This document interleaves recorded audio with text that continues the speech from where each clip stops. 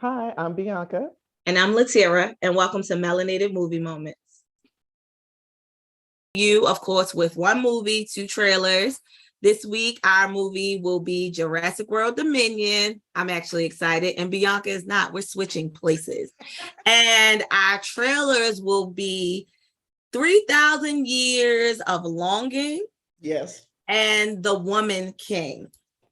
So we are going to kick this off with Jurassic World Dominion. And I just want to say that for the first time ever, I made Bianca watch a movie that she did not want to watch, and I did. And it is quite funny for her to have that feeling, because I have that feeling a lot of times when she makes me watch some of these movies. We're not going to discuss which movies those are, Nomadland, but Spider-Man. I'm sorry. Spider-Man, right? So she deserves this. But I'm gonna let Bianca go ahead and give her thoughts, and then I'll share mine, because I'm actually excited about this.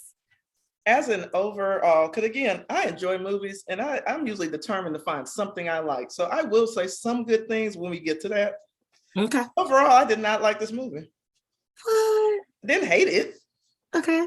I don't want to watch it again unless my kids are watching in the background. But I did not like this movie. I think I'm kind of over this trilogy reboot, and I've been over it after the first movie. I enjoyed, and the second movie just put a taste in my mouth where I was like, I'm kind of done with it. And so I was not excited to go watch this one, even going in. And that might have colored my opinion. I tried really hard to wipe that out and give it a fair shot. But even with my low expectation, I still was like, it's D+. I didn't fail it.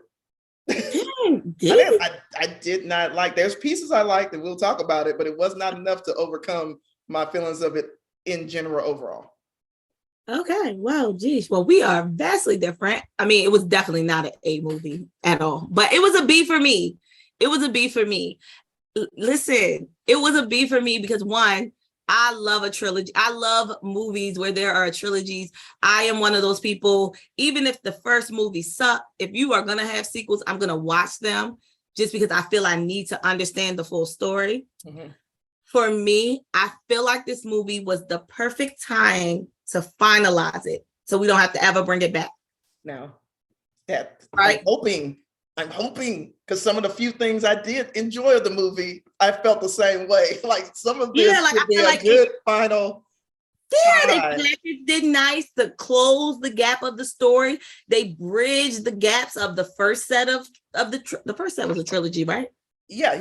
Jurassic Park. So, 3. So they took that, pulled it over, bridged it, and was like, boom, here's a nice package, and we are done. And I feel like, unlike a lot of other movie franchises that remake themselves but try not to, but they don't do a good job at fully transitioning old to new. And I feel like while there were some writing blips, that's it, characters that were not properly developed, some storyline gaps, and all those things, I feel like this is one of the few franchises that did a good job from a movie that came out in the 90s. Yeah. And brought it back in the 2000s, and it made sense. The timelines made sense. The transition of people made sense. The growth of original characters to new characters made sense. Yeah, there was. And, go ahead.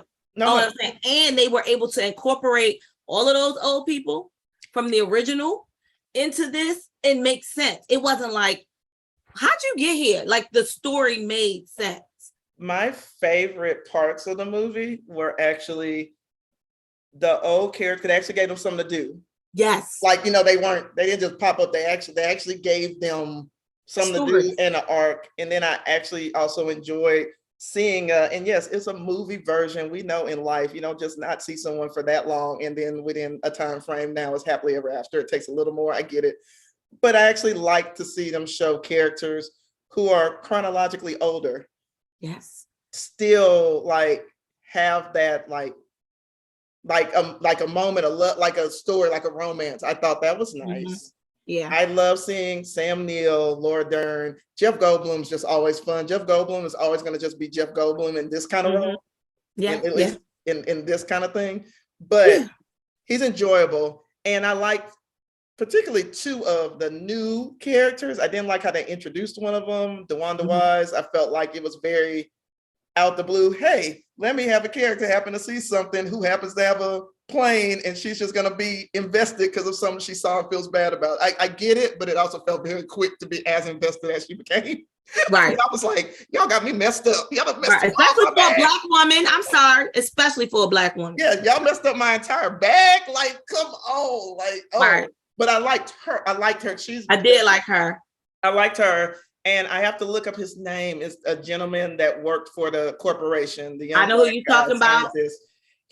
He actually was important. At first, it felt like, oh, they're not building him up enough. But throughout, they did, because you had a moment where you were trying to figure out, is he a trusted or not? And I did like that. I'm about to say his name. Please forgive me, sir. I think I'm doing this right. Okay. His name is Mamadou Ati. Yes. He was great. He had a really good presence that it made my attention. Let me tell you a couple things, and I have a list of things I don't like, but I'm not going to go there. I'm just going to start in bits and take a bit out. I think you should go there. Well, I'd be talking for 20 minutes straight. But okay. All right, give us two. Okay, I'll give you two. Y'all, some people don't like Chris Pratt as an actor. I'm not talking about, I'm divulging like nothing else.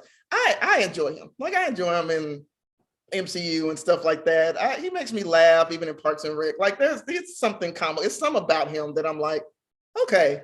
All right.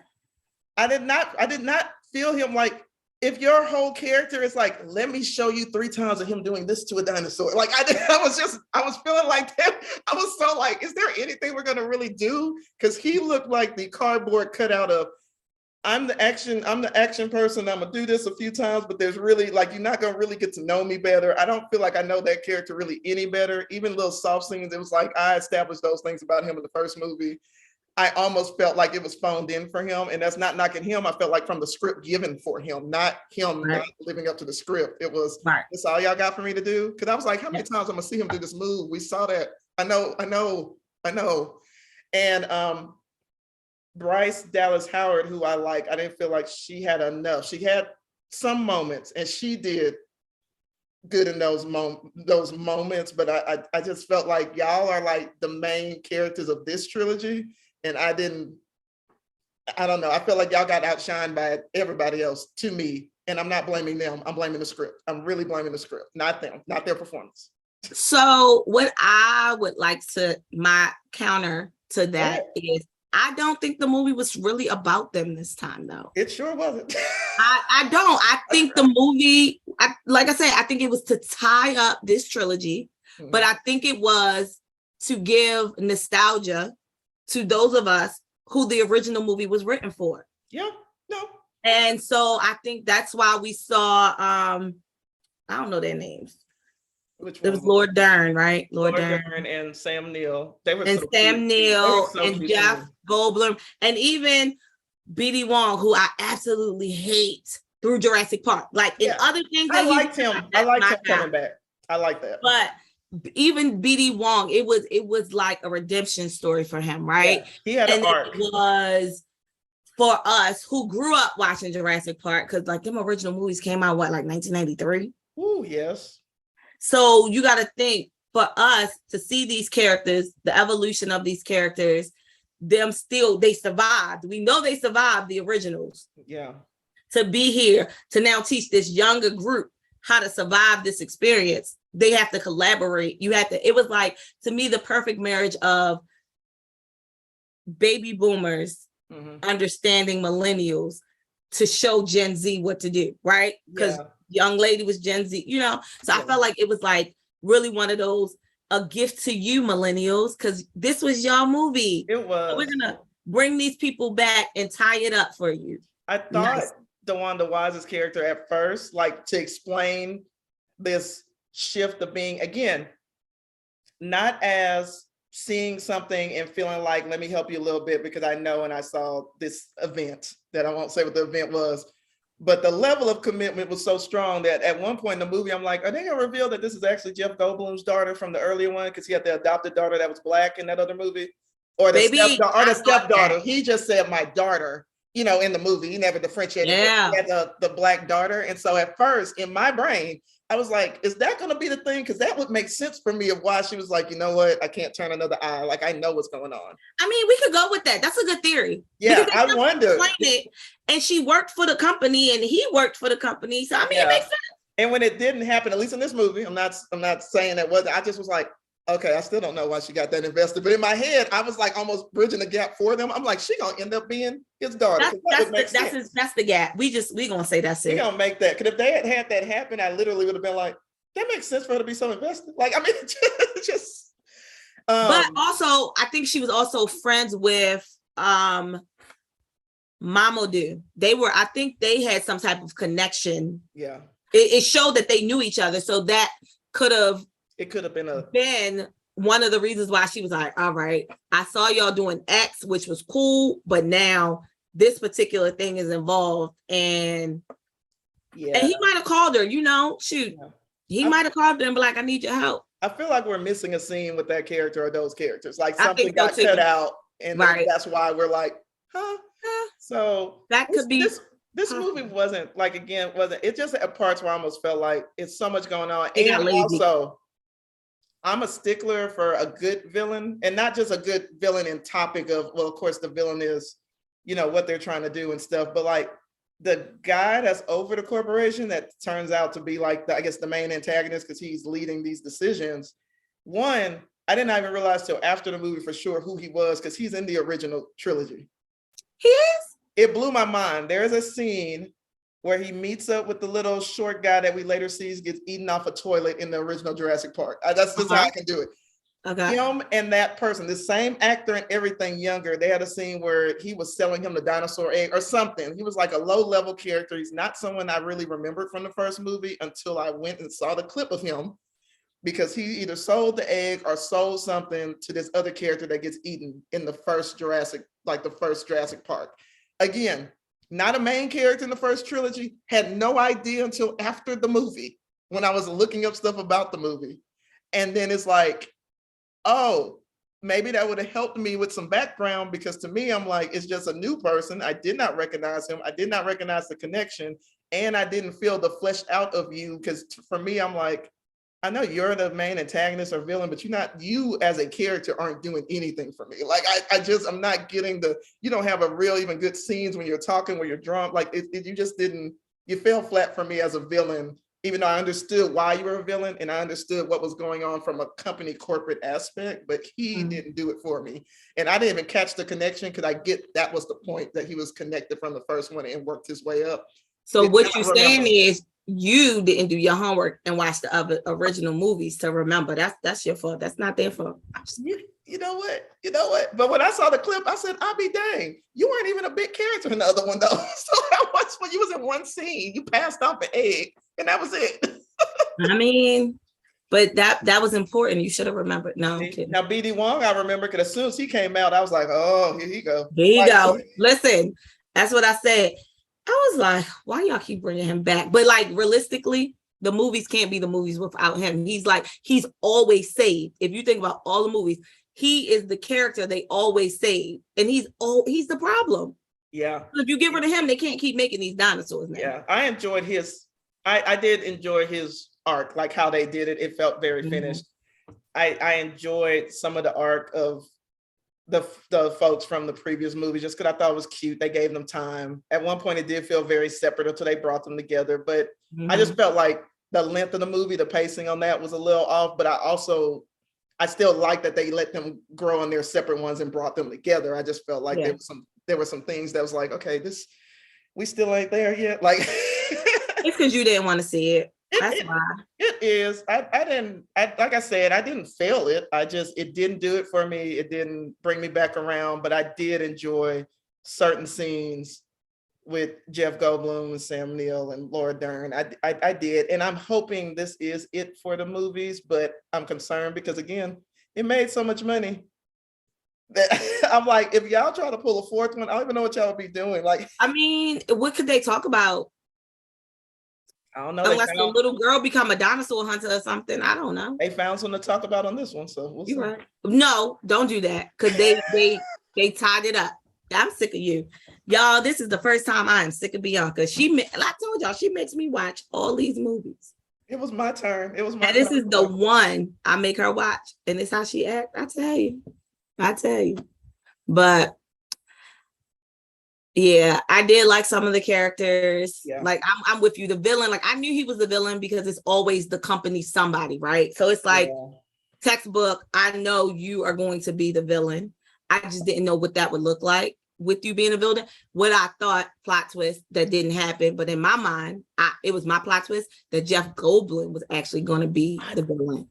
That was my plot twist. I thought there was going to be a twist in there either with him or with the other character that worked end up alongside of him. They set it up like at first you thought he worked under him, but really you find out that he really and he was actually the mastermind behind all I thought one of them too, because I knew it wouldn't be both of them because they seemed to be close. So I was like, at some point, one of you is going to bet. I really thought that, and it didn't happen because I was like, if it's Jeff or even if it's his young brother, like they would have pulled me in a little more. I'm not saying trying to make the black man the villain, but he just, in his quiet scenes, he just engaged me more than the actual villain ever did the entire movie. Yeah, so I was like, oh, that would have been a good plot twist, but I get it. I understand. Yeah, so I understand. It was, it had moments. Yeah. What I did appreciate though, it explained, you remember when they were talking about like how they made the dinosaurs, right? And they were pretty much giving more explanation to the child that was introduced in movie 2. And I appreciate them giving more explanation to that.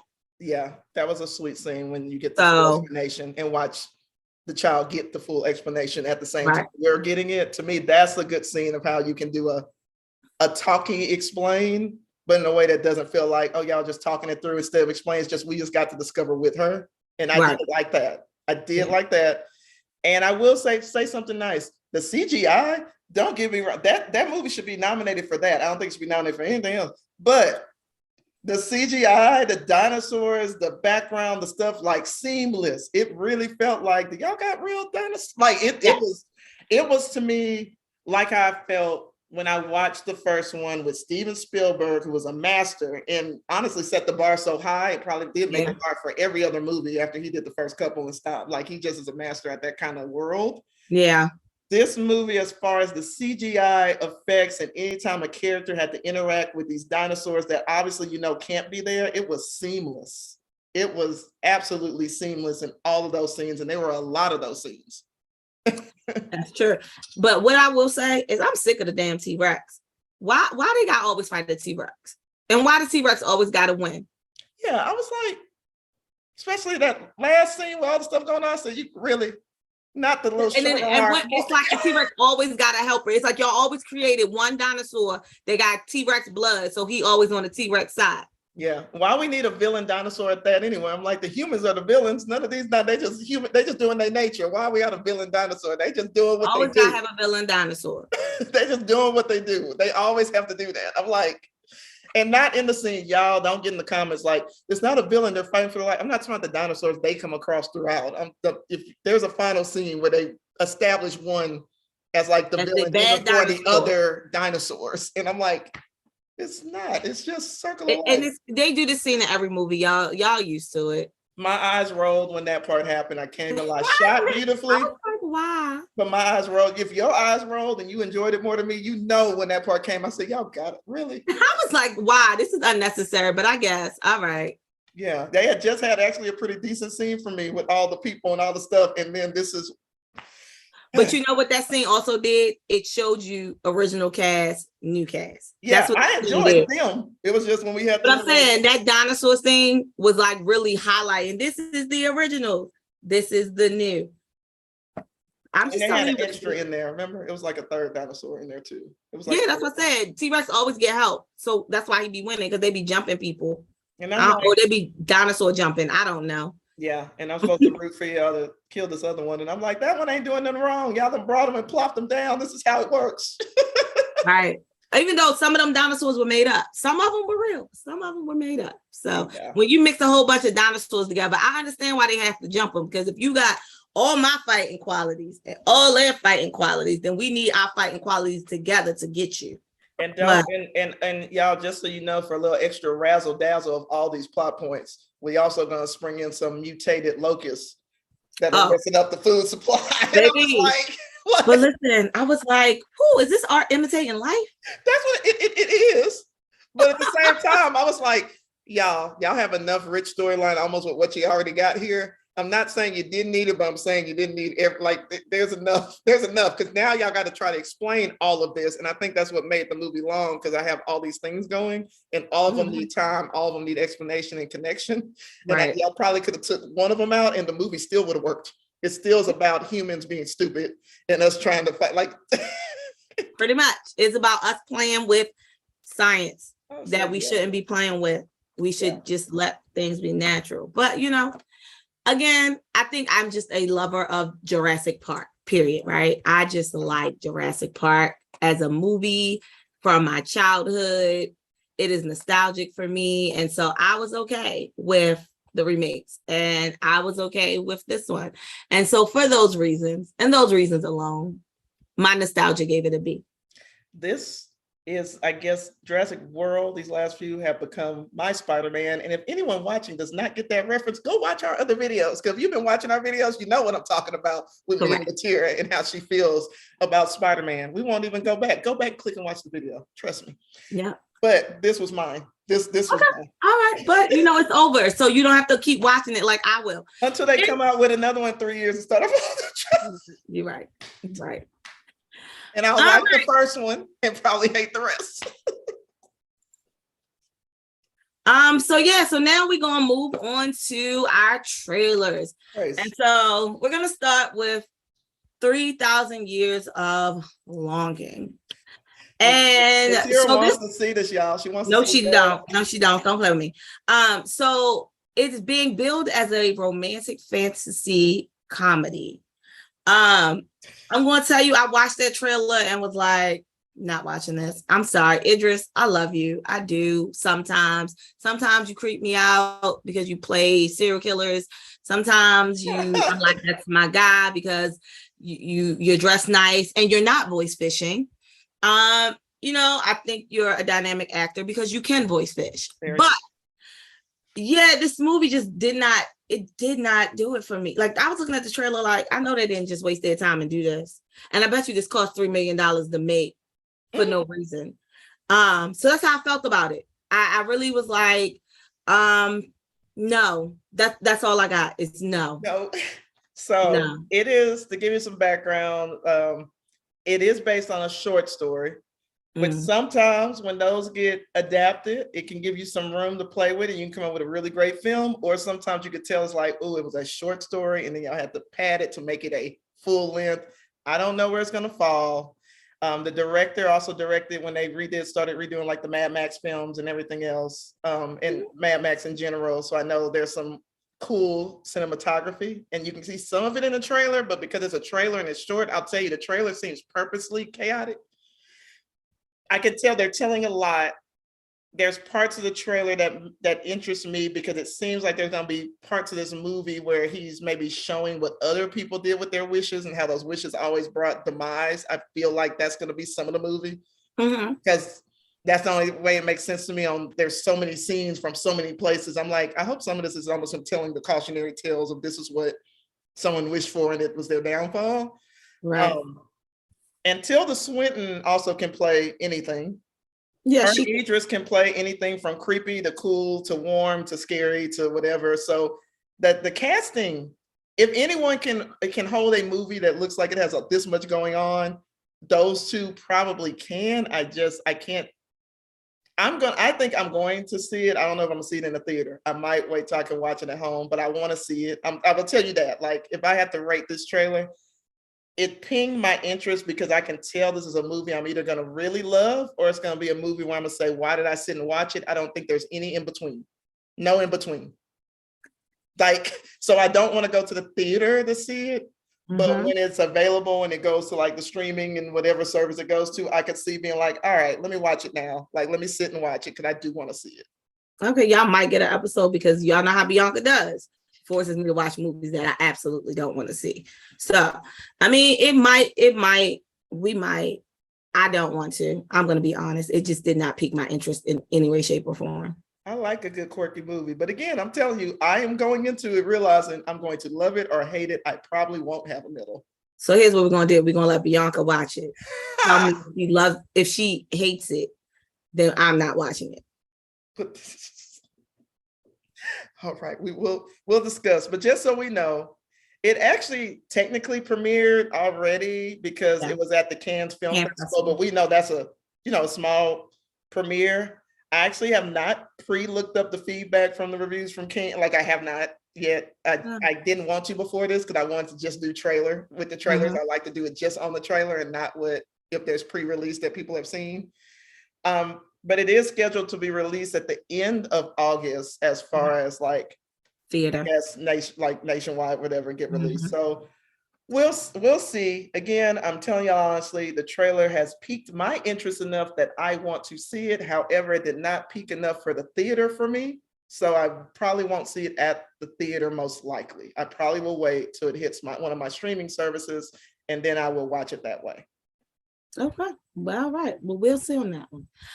So yeah, the next trailer we're going to talk about is The Woman King. Yeah. And let me tell you, like, the level of excitement that I have for this movie is like mind-blowing.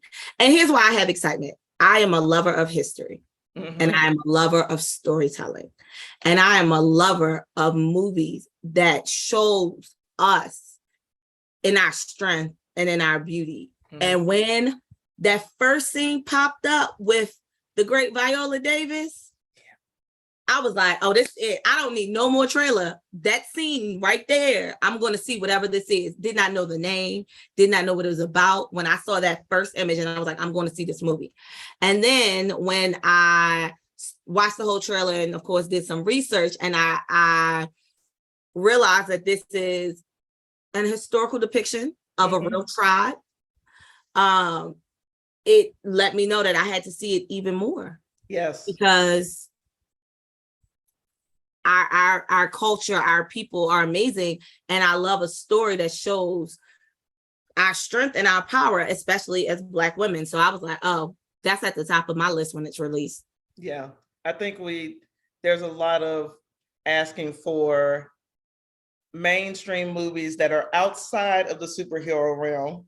And again, not knocking the Black, those are important, but I'm saying for movies outside of that realm to depict things that are based on history, because I know it's a Hollywood treatment. So I know afterwards, as I read stuff, I'll get to see all the things of where it was accurate and where it was like, oh, we took this out to tell the story. That I'm expecting, I'm actually okay with. That's how these historical based films tend to be regardless. But I love seeing different stories about different parts of the culture and the history getting pushed out there. Not just slavery movies, and y'all don't blow up the chat. I think there's room for that too. Those are stories to be told as well, honestly, and especially if you bring in something narratively fresh or telling someone's story, like 12 Years a Slave, that needed to be told, like that was really count. So I'm not saying they don't have a place. I'm not saying eliminate, but I like them showing, let's talk about this strong tribe that actually existed with these women warrior in the lead and the different dynamics of different, like Africa's not some monolithic continent. Like there's so many gradients and stories within that are rich throughout history. And so I'm just excited to see that being told. And for us, just like what Latira just said, and I'm going to do that too. And I'm sure a lot of people will, even off the trailer, looking up and reading about a tribe or a historical figure that you've never heard of. Even if you're looking up just to say, is this true? Is this real? Did this happen? You're still looking up something you would have never have known about. Even if I watch the movie and look it up and say, oh, 90% of this movie was off, I still went and it still drove me to learn and read about something that I actually was not aware of. And I think that's important and powerful, whether I love the movie, whether I'm like, it could have been okay, whether it's accurate, whether it's not, it's still going to drive people to learn about a story that we might have not ever really known about and we weren't taught at school or in history classes or things. So for that alone, I'm looking forward to it. I love Viola.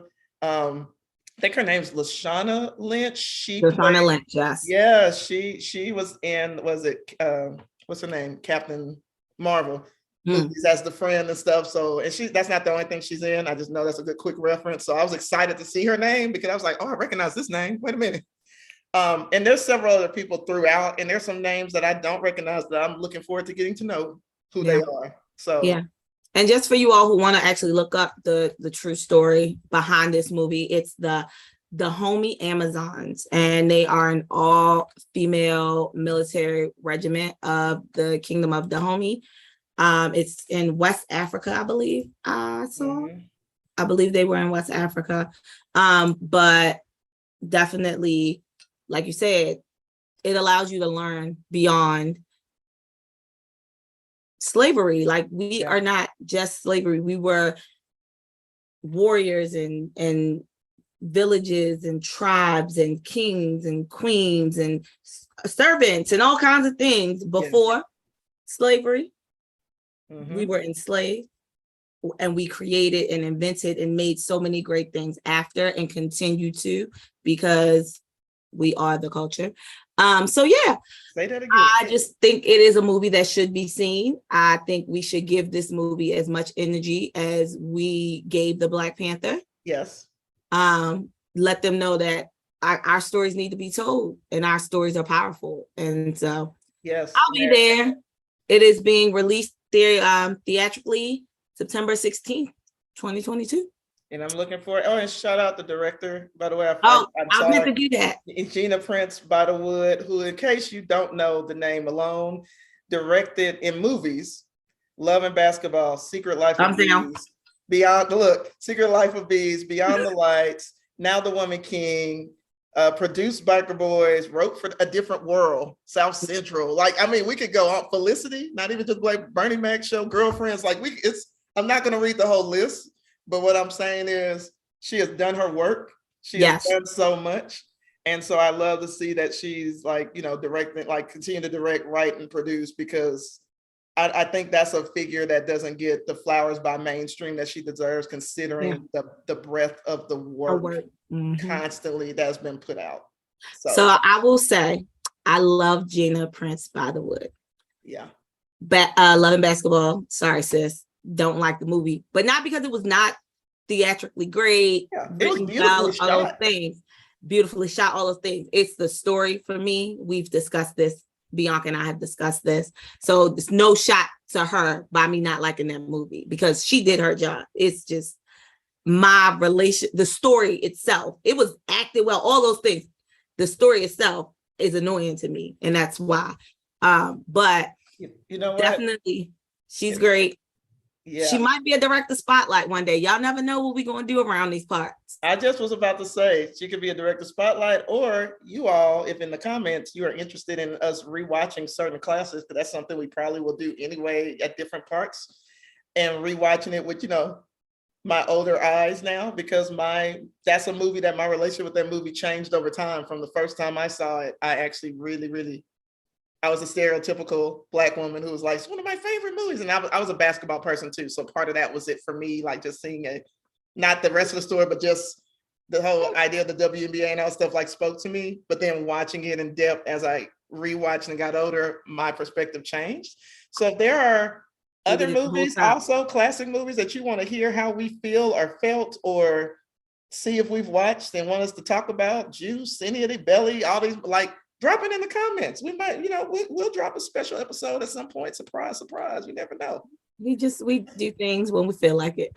Yeah, we do things when we feel like it. So if you got ideas, let us know. We'll come back and read it when we're like, oh, let's just do this. Yeah. But thank y'all for joining us again. I always tell y'all, follow us on Facebook, Instagram, Twitter, and subscribe and like. All right. See y'all next time. Don't hang up, Bianca.